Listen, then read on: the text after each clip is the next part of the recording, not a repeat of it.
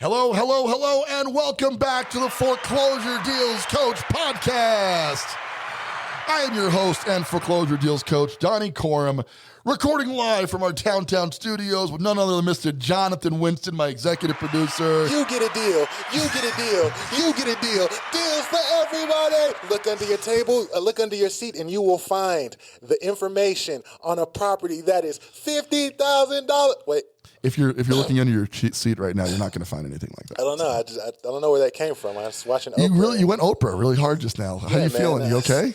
Color purple just got me going. I don't know. You don't know me.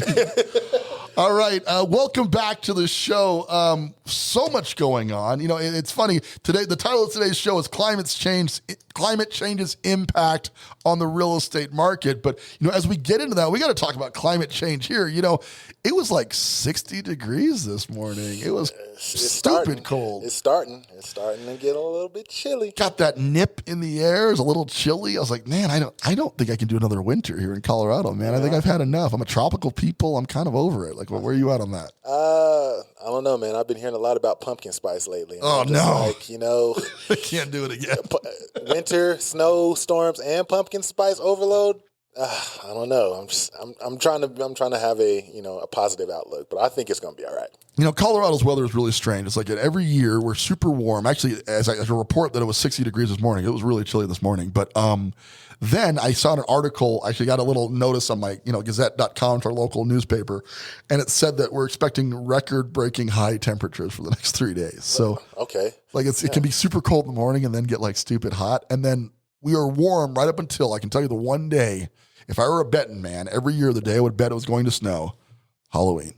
Yeah, I was thinking about like throwing a Halloween music event, but I'm like, there's really no reason to do that because it'll probably get snowed out and nobody will come. So. It's true, and it's sad because like all this buildup has been warm for months before, right? So as a kid, I totally remember like, it's been nice. It's not going to snow this year. We'll be fine. And every year, man, like it was like either bitter cold or it was snowing and crazy here in Colorado on Halloween. Look, when you're a child, Halloween's about candy and all that type of stuff. Right. As you grow older, things like that, it's really just an opportunity for women to dress scantily and just walk around in bars, sexy nurse, sexy doctor, sexy cop. So I'm like, look, man, you're really kind of impeding on my style now, Colorado. Mother Nature is totally jacking with our ability to check out girls in skimpy costumes. Come on now, what's going on? It's such a small request. Like we ask so little of the weather. Can you cooperate for one more day so I can see that girl in that cat outfit? Look, I saw her buying the ears. I know that there's going to be something cool with that. You know what bothers me though? We're gonna get off this topic because it's gonna get worse from here. It's the girl who's buying the badass skin tight cat outfit who should not be wearing that outfit. Man, if you're seeing you're in the Halloween store, you're like, I just hope you're not actually gonna put that on. Does that mean? Is that a Garfield cat costume or? Yeah, that would be better. Where's my lasagna? You've had plenty of lasagna, miss. Lasagna's not Push your away problem. from the table. All right, this got way out of hand. Let's bring this back in and then talk about climate change and its impact on real estate, not on the Halloween costume market. Let's get to that. So the example I'm going to use, Colorado is widely known for having 4 seasons. A lot of people move out here because we have 4 distinct seasons. Okay, having been here a long time, I'm not aware of all the seasons. Like I feel like there's like super hot and super cold. I don't really know if there's an in between, but Colorado has definitely a winter. We definitely notice the winter. It ain't as bad as y'all, in tropical states make it seem, right? Yeah, right? Sure. It's not like, you move out here from Oklahoma. It's like, it's not like that bad, right? It's manageable. It's a manageable, like snow, cold. Right. But it's cold, right? You got November, you got December. You don't want to go outside much. Vitamin D levels drop because you're not getting much. And then you head into the springtime, which seems like it's going to get better. But springtime is just like, it's like Mother Nature's way of jacking with you because it'll be super sunny and gorgeous out, but it's still 30 degrees and the wind is blowing and it's like stupid cold, right? And then randomly, another awkward thing is on May, like the last day of school for 4 years of high school, okay, we had a snowstorm on my last day of school. right? And it's confusing because summer's about to start. Like, I just brought my shorts out. Like, what's Right, going on? right. So, and I remember senior years, like we don't get our hopes up. By senior year, we figured it out. And it was an all-out blizzard, like going into May, right? And then you get into June, and June is kind of messing with you. It gets warm some days, but it's still kind of mostly cold. By July, you're feeling summery, right? So you got July, August, we're in September now. You're still kind of party time in Colorado. And then, as I was mentioning, in October, we're going to start seeing that snowstorm probably on Halloween again, okay? And then the cycle repeats itself. So you've got a very distinct 4 seasons. That's important because the real estate market is very dependent on those seasons. We have a very busy season during the summer because it's nice, it's warm out, people are enjoying the climate, they're now thinking about moving, the kids are out of school, so it's a logical time to do that move in between school, sessions and whatnot. Right. So we have that, okay? When you get into climate change in other regions, and I'm going to use Miami as an example, okay? Because we're heading down to Miami next week, so it seems like an interesting time to bring that up. But you got Miami, which actually really only has like 2 seasons. Like you got rainy season and you got like stupid hot season, right? But Miami has a problem. According to the global economics of what's going on right now, they're saying there's a climate change thing. And Miami, which by the way, it's on Florida, right? But it's just on the coast of it. Obviously, Miami's a coastal city. It's got these pumping systems beneath it. And those pumping systems pump water from the ocean back out into the ocean. So it floods into Miami, then they pump it back out, okay?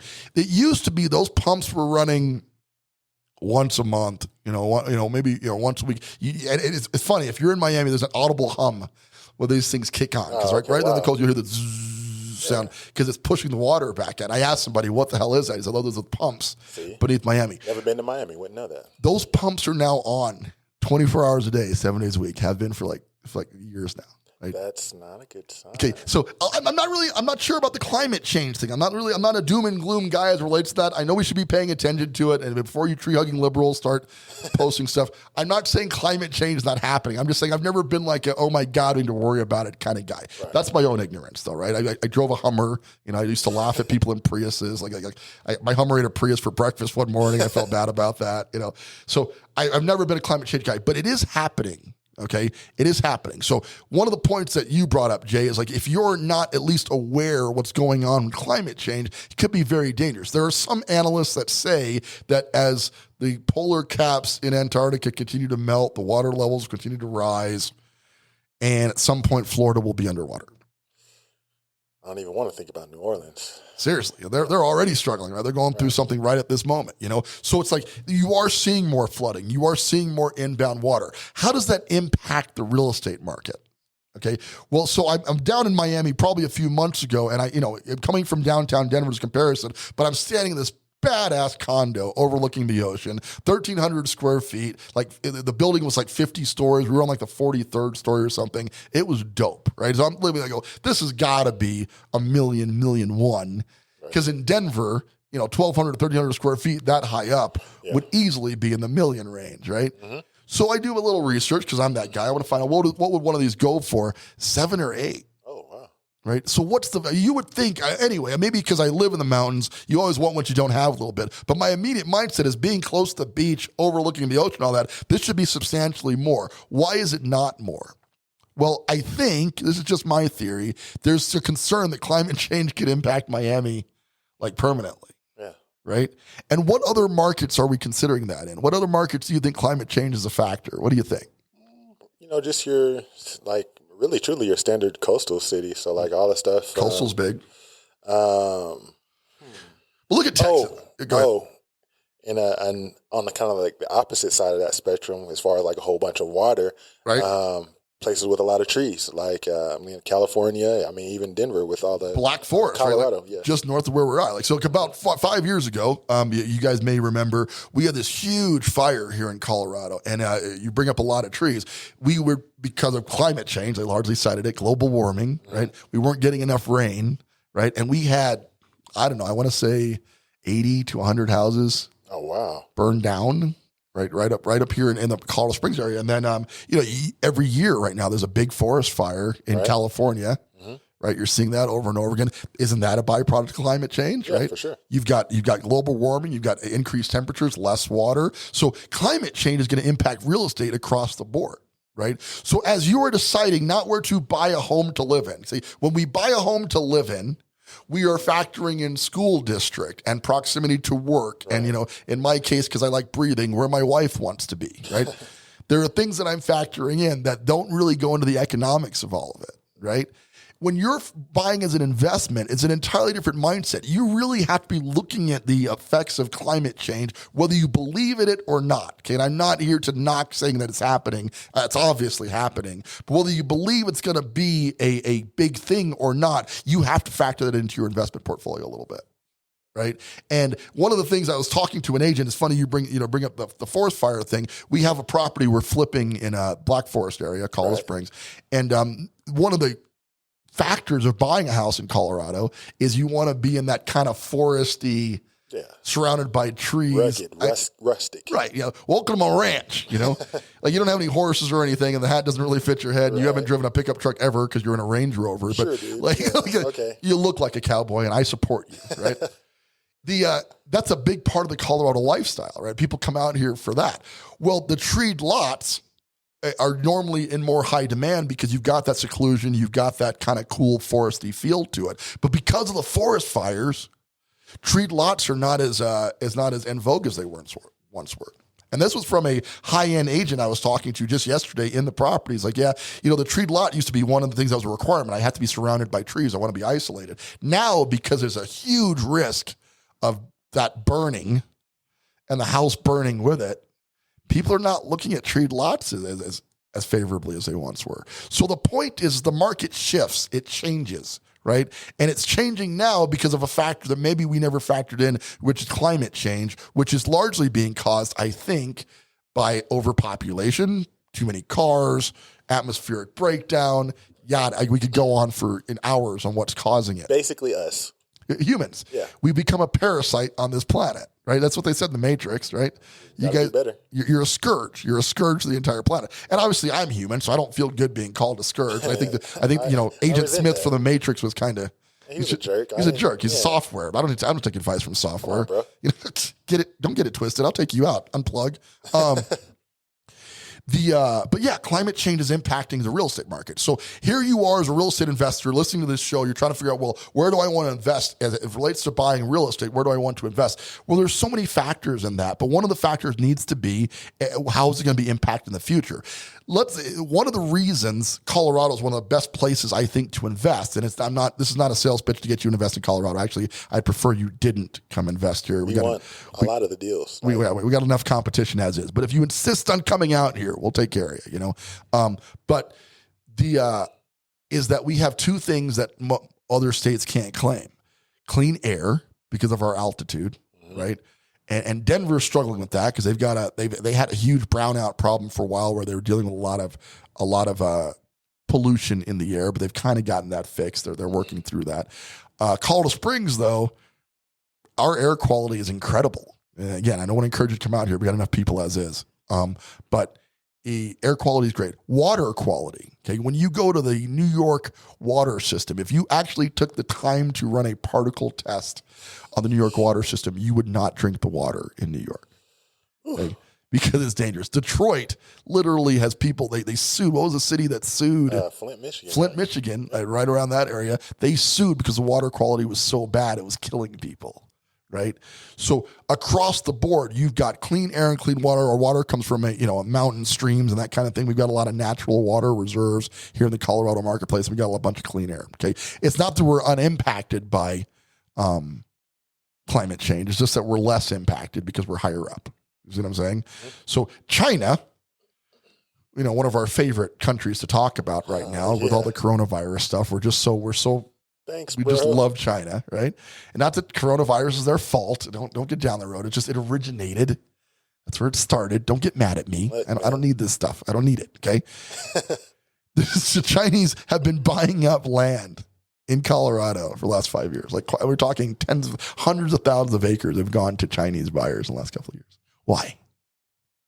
Clean air and clean water. So if you believe in climate change, you're going to buy something in an area where you have clean air and clean water because people are going to need that. If Texas becomes less habitable than it is now, which is hard to imagine because I can't imagine living there now because it's freaking miserable. But if for some reason that gets worse, no offense to Texans, maybe you got the Cowboys. What do I care?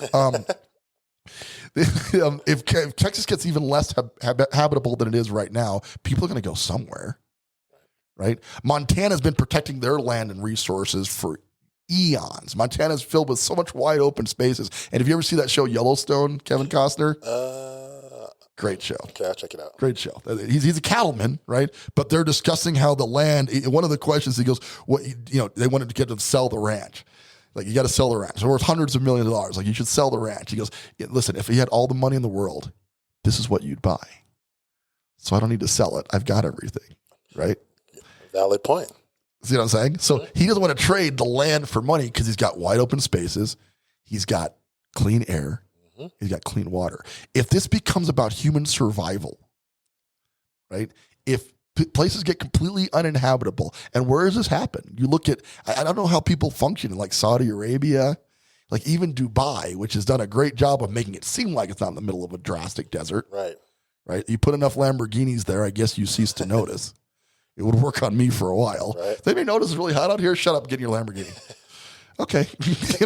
I'm calling my Range Rover Uber right now. Uber X. Right. Uber Super X, right? Maybe if you surround it with enough luxury items, but you're still in the middle of a desert. And at some point, if the climate change gets worse, like I was in Arizona the other day, 118-degree weather. I'm not sure that's humanly, obviously people are doing it, but I'm not sure it's humanly habitable if that goes up another 5, 10 degrees. Like, at what point will it be too much for humans to live there anymore, right? And are we heading that direction, right? And if that is true, we got to bring this back to a real estate thing. If that is true, where should you be investing where you have the highest probability of that not being a factor, right? My buddy, a good buddy of mine, his name is Casey. Casey, he skied for the X Games. So he was he did extreme mogul skiing. Oh, okay. And he wasn't big on working because he's like a pro skier. If you're listening to Casey, you know it's true. But he's really good at dating really rich people. So his girlfriend at the time, right, had this house. And if you walked out, it was in Aspen, by the way. So this is ski capital of the world in a lot of ways, right? Yeah. So we're in Aspen, Colorado. He's dating this girl. And outside, this thing is about, it looked like a trailer, is really what it looked like. And then inside, they had bottomed out. They had dug a foundation beneath this trailer and basically remodeled the inside. It was absolutely gorgeous. Okay, the house was worth like $3 million. Okay, in Aspen, like $3 million. Your actual trailers, and I mean actual modulars in Aspen, can easily go for $1 million. Man. Okay, why? Clean air, clean water. Right? You think it's because of the skiing and the resort thing. It really is because you're insulated from the rest of the universe. And climate change, not that it's not impacting Aspen, it's just that it's impacting Aspen less. Because it's far away, it's high up, higher altitude, less oxygen, but also less pollution in that oxygen, right? So you have to look at, if you had known Aspen was going to trade for $900,000 for a modular, how many modulars would you have bought in the 70s or 80s? As many as I could afford. Absolutely, right? So that's what the game is now. Not necessarily where the growth is going to be. The country is growing across, like every city in the union is growing. Prices are going up pretty much everywhere in the U.S. The game is now playing real estate on a national level, right? If you're in BFE, Texas right now listening to this show, okay, and you've got dust bunnies flying around you, there's a tumbleweed rolling by, one of two things needs to happen right now. One, development's going to take place in that area, right? And people are going to start putting houses there, and that's going to increase your property values. Or two, it's time to get the hell out of Dodge, right? Because I don't think Texas is going to get better anytime soon. Because even when it gets better, it's still going to be Texas, right? And there's just not much you can do about that. Coming from an Oklahoman, yeah, any shade you have for Texas, go ahead, man. Yeah, throw the shade. Yeah, just throw all of it, man. They come to Oklahoma and just talk down and right. Basically, everywhere you see them, they're doing the same thing. So. Right, it's because they're Texans. Like it's part of their culture, right? Colorado, not so much. We go around. I remember when weed was first legalized. We were going to Mexico. We were hanging out. Like we ran into these Canadians in a hot tub in Mexico. And as soon as we say we're from Colorado, like weed is legal. Like.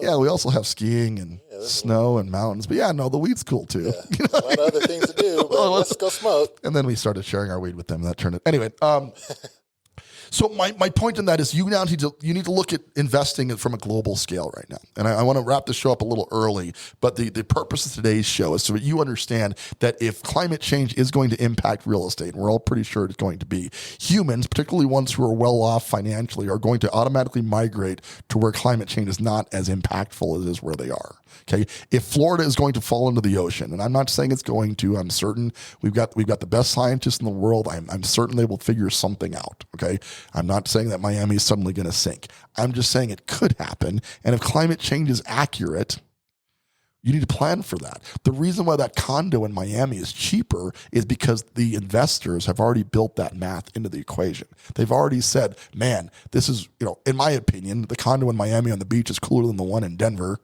right? Because I got that beach out front. But the speculators are saying, but if this thing falls in the ocean, it's going to go down to zero value, right? So that math has already been built into the prices of houses in the Miami and Florida areas in general, right? There are other things that are factoring in, though. Climate change, government, you've got what's changing there. DeSantis is making Florida very appetizing to people who don't want to deal with the coronavirus onslaught, right? So that's raising prices a little bit, but can that be offset by the climate change stuff? And there's all these moving parts that go into evaluating where you're going to invest. If you're a new investor, okay, you probably need to start investing right there in your own backyard. There are deals where you're sitting right now, and I don't care if you're in Flint, Michigan, and I don't care if you're in Atlanta, Georgia, there are deals right there. But when you become a larger scale investor, like some of the hedge funds and REITs that are out buying properties by the boatload right now, they've already done this analysis. They've already figured out where the climate change is going to have an impact on certain areas, and they're investing outside of that. And as a result of that, we're seeing a ton of hedge fund activity right here in the Colorado Springs market. We're seeing a ton of international activity right here in the Colorado market at large. Okay, people are focused on this area because we're not unimpacted by climate change, but we're impacted less. You've got to focus your investments on that. Right. And that's true whether you're investing in real estate, stocks, et cetera, crypto. You have to know why you're investing in that sector of the market. Right. It can't just be a random dartboard thing. Do your own analysis. Now, here's the thing. None of us are 100% right. All of it's theory, and that's okay. But you need to have your theory. So I want to ask you now, what do you think climate change how is climate change going to impact your local market?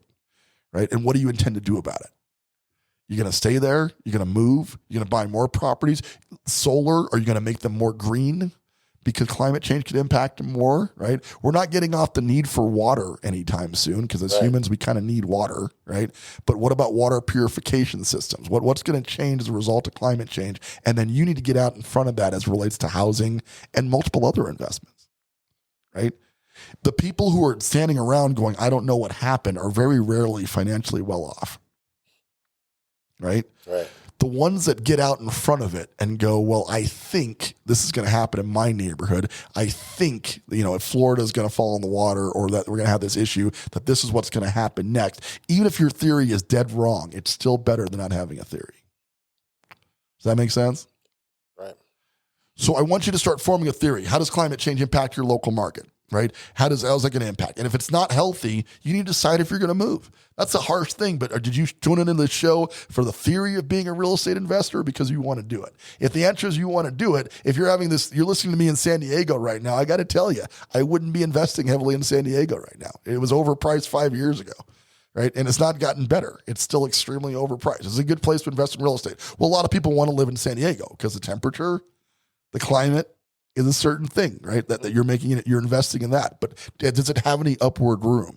I don't know, right? You look at the Pacific Northwest, Oregon, Seattle, some of these kind of not really known for heavy investment cities, but who have the cooler climate, they're still close to the ocean. That starts to become more promising because climate change is going to impact all of these cities at some point, and that's ultimately going to impact your bottom line and how successful you are as a real estate investor.